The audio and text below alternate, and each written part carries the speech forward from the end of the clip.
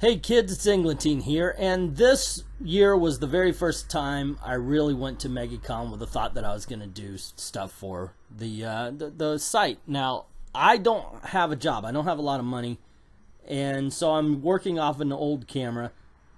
And I decided when I went into Artistality, I met this young girl. She started her spiel. She says, "Hey, do you like Greek mythology?"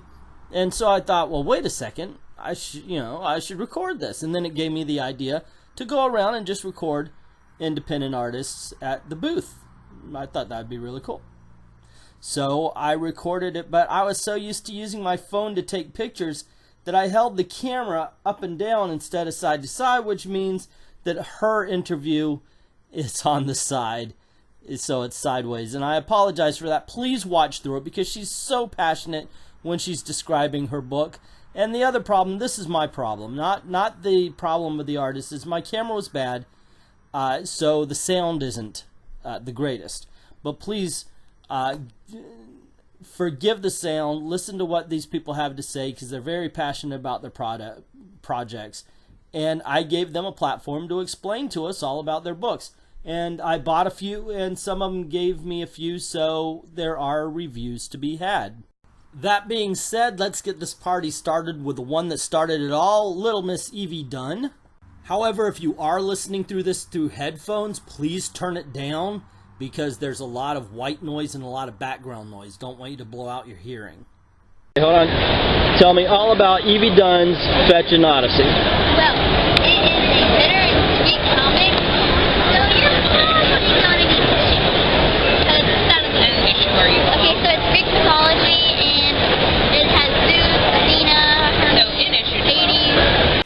Now, are you the writer and artist? I'm the writer. You're the writer? Oh, that's cool. So you came up with all the ideas in the book. Yes. That is awesome. And do you have a website where if somebody wants to check out Evie Dunn's Fetch An Odyssey? And Fetch An Odyssey, the Facebook page. Fetch An Odyssey, the Facebook page. Okay. And then cool deal. And this is Mama.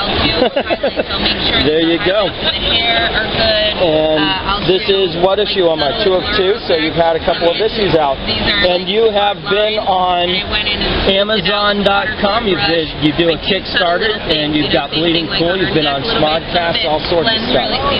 So people should check it out. When she was on, and by my Comixology, I'm getting number 9 in her debut. So you were number 9 in your debut on Comixology. High five. One thing, buy my book, please. There you go. All right. All right. That's a great exit. Alrighty. So you heard what Evie Dunn has to say about her book. Now you're going to find out what I have to say about it. And in all honesty, I was entertained by it. This is the cover.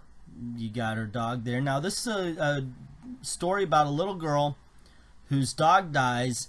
Her dad says the doggy's in heaven, and she goes, wait, like Olympus? And she decides to travel to Mount Olympus to fight Zeus to get her dog back. That's the basic storyline. It says here that Miss Evie Dunn, she's 9 years old, and she has been on the Morning Blend, Amazon, Kickstarter, Bleeding Cool, and a couple of Smodcasts and so forth and so on. And let's take a look inside here. Now, it is a family affair. You can see right here that it was written by Evie Dunn and scripted by Martin Dunn. So I asked her, and she even says in her own video that she came up with the ideas, and I think Mr. Martin Dunn put them together. A gentleman named, or lady named D. Fish did the pencils. As you can tell, it's actually pretty good. I mean, that's not bad. That's not bad art. And now the story is, I think kids would like this most. In all honesty, kids are going to like this most. However, I think adults will like it, especially if they have children to share with it. Yeah, share it with. It's to tell you the truth, I thought it was kind of on par with the old book Owly, except instead of a quiet owl, you've got a very talkative 9-year-old tomboyish type. So, yeah, hey, it's a trade-off, but it's still entertaining. There's a very Wizard of Oz-like quality to the book, so it's definitely worth a look. I am not disappointed that I got it. This is a double issue, so I paid $10 for it. Single issues are $5. Independent comics sometimes are a little more expensive than Marvel and DC because Marvel and DC get deals for printing up so many comics. Now, Marvel still likes to charge a bundle, but that's what sometimes happens. But if you notice, something that this comic book has that Marvel and in some cases DC doesn't, color. It has color. That is what's been missing from Marvel Comics for a long time now. Color. But anyway, Evie Dunn's Fetch An Odyssey, I would give it 4 stars. I would definitely say check it out.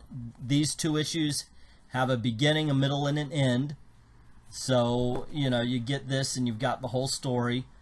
She signed it for me right there. That's very nice of her. But there you go. That's my take on Evie Dunn's Fetch An Odyssey.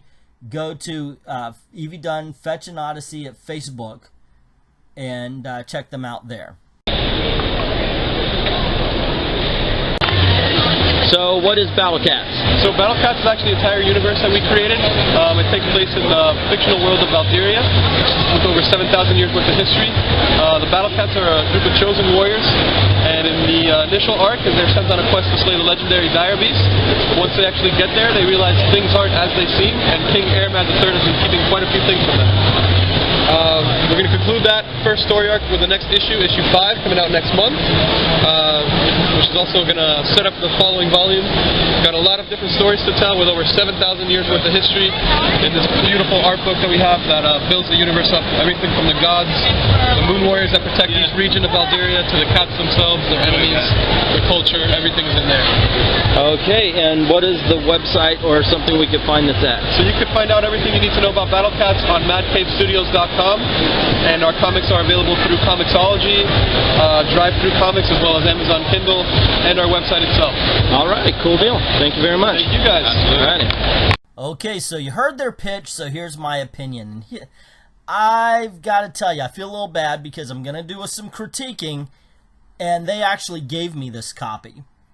You know, the others I bought. The gentleman was very kind and gave me this copy. Now, here we go. Okay, so you got Battlecats.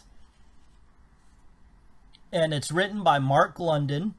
The penciler and inking is done by Andy King. Main colorist is Julian Gonzalez.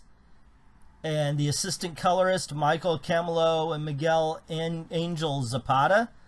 Letters by Miguel Angel Zapata and Kristen Ospina. Excuse me if I say that wrong.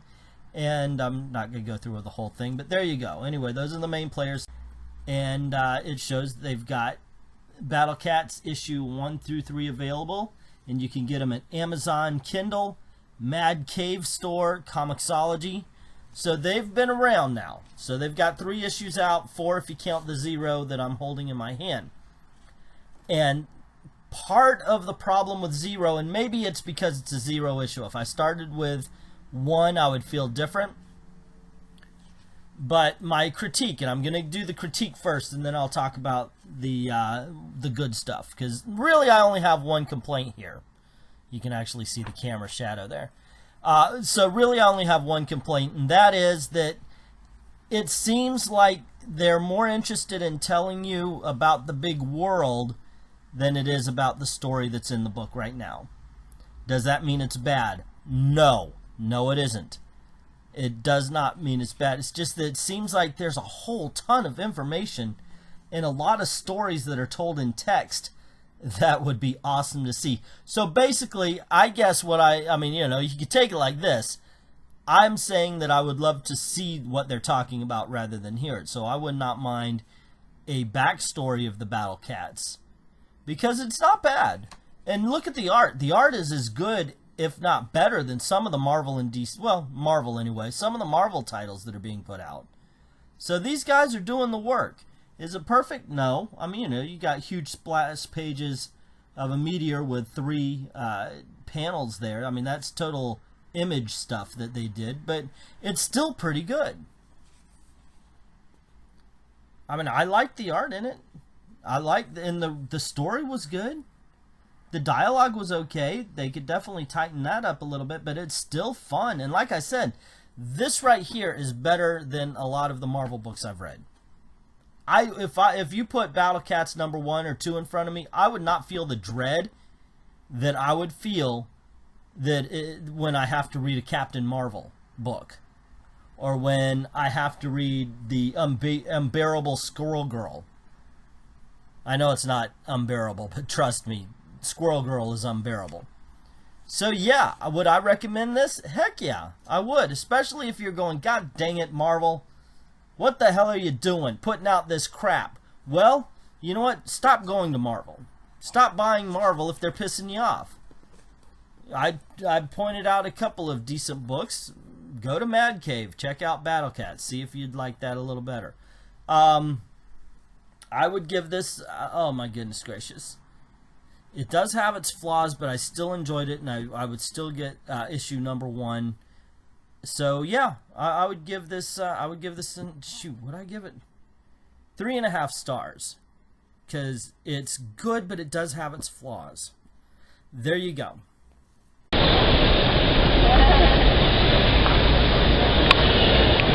So we're here at the House of Fiction book with Sean and Lewis. So why don't you tell us about your products and your comics and such? Well, right now we got prints for sale, and mostly we got a lot of fan art for sale. We actually make fan art comics too. This one in particular is basically for the Ninja Turtles, and even though it has He-Man mostly stuff, it's also referencing the 80s too as well, like Boba Fett or Bebop and Rocksteady, G.I. Joe, all sorts of stuff like that. And we also have our original comic. And you have your original? Yeah. This is Arcana, about a young magical practitioner, a witch, if you will. And their upcomings of becoming a witch and her discovery of what it is she learned that she might be. Of course, you got to purchase the comic to figure out what that is. Okay, and where would we be able to if we're not at the Comic-Con? Well, you can go to House of Fiction, Facebook, check us out there, and YouTube we update and give information about where you can purchase it. We're going to put it up on Comixology hopefully pretty soon. And mostly right now we just have it on hard copy print. But yeah, digital copies definitely coming pretty soon. We're just kind of testing the waters right now. Okay, well thank you very much. Alright, okay, so once again, we got Chris. Sean, sorry, I'm old and bad with names. And Lewis, I won't mess up this name. Okay, you're the artist? And he's the artist, I'm the writer for it as well. Okay, and we can find you at House of Fiction on Facebook. On House of Fiction on Facebook. Alrighty, thank you very much. Thank you.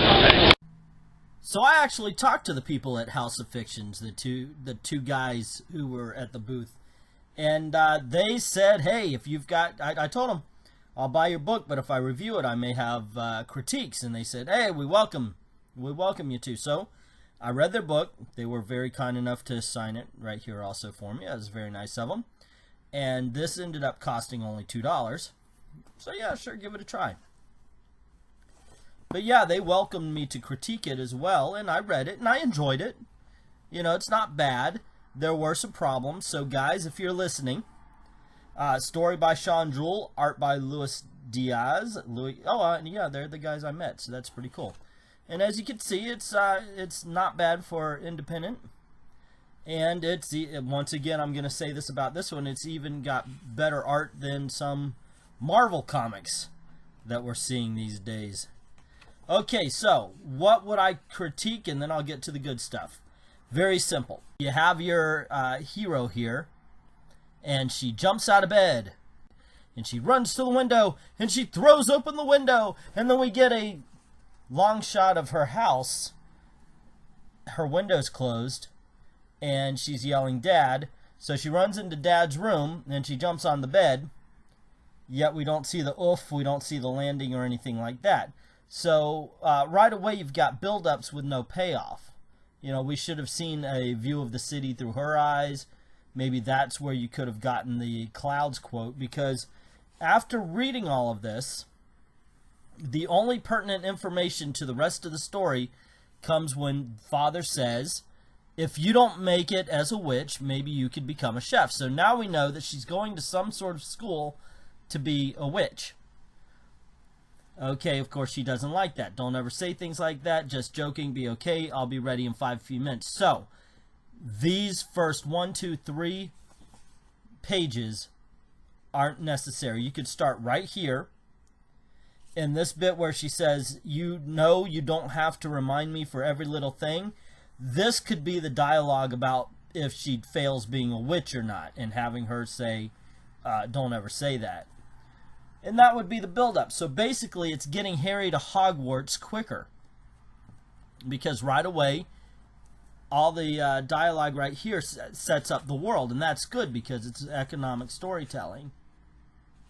And you want to get to her aunt's house where she's going to learn sorcery anyway. Because that's also where you learn where the emotional crux of the story is. I mean, like I said, those are the critiques, but I thought it was a very breezy read. It was entertaining. It was enjoyable. You've got some good characters here. You got a father who obviously cares about the daughter. You've got a daughter that's way too excited to listen to the father, which, oh my gosh, does that ever happen?